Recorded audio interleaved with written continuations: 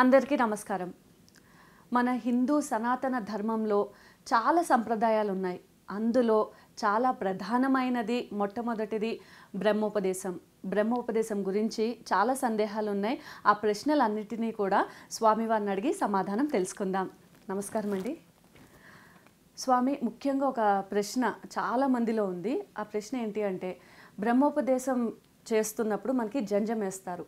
ఆ జంజం వేసుకోవడానికి మనకి కులాలతో సంబంధం ఉందా? అంటే బ్రాహ్మణులు కానీ, క్షత్రియులు కానీ, వైశ్యాస్, శూద్రాస్ ఇలా ఎవరైనా జంజాన్ని ధరించవచ్చా? అంటే బ్రహ్మోపదేశం చేసుకోవచ్చా? ఈ ప్రశ్నకి సమాధానం తెలియజేయండి స్వామి. యజ్ఞోపవీత ధారణ అంటే ఆ యొక్క బ్రహ్మోపదేశం చేసుకోవడానికి మరి చతుర్దాది 4 జాతుల వాళ్ళకి కూడా ఉంది. దాంట్లో శూద్రులు కూడా వేసుకోవచ్చును.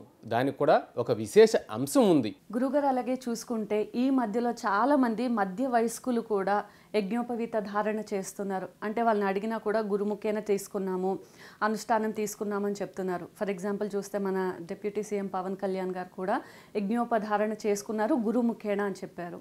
సో దీని మీద మీ అభిప్రాయం ఏంటి గురుగారు?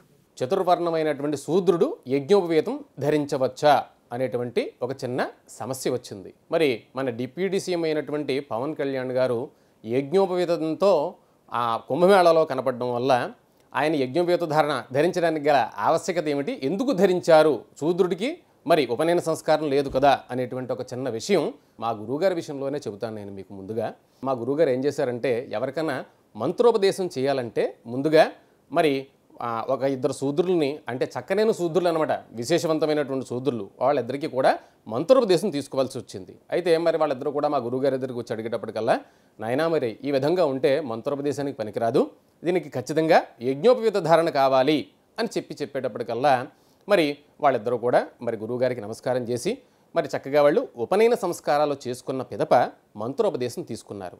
ఆ తీసుకున్న అయిన దగ్గర నుంచి వాళ్ళు చాలా చక్కగా మంత్రానుష్ఠానం చేసుకుంటూ ఉండగా వాళ్ళు నిత్యకృత్యాలు, అంటే ఆ యజ్ఞోపవీత ధారణ ధరించిన తర్వాత ఎలా ఉండాలో ఆ విధానాలన్నీ కూడా మరి వాళ్ళందరికీ కూడా చెప్పారు. కాబట్టి యజ్ఞోపవీత ధారణ మరి శూద్రులు కూడా వేసుకోవచ్చు.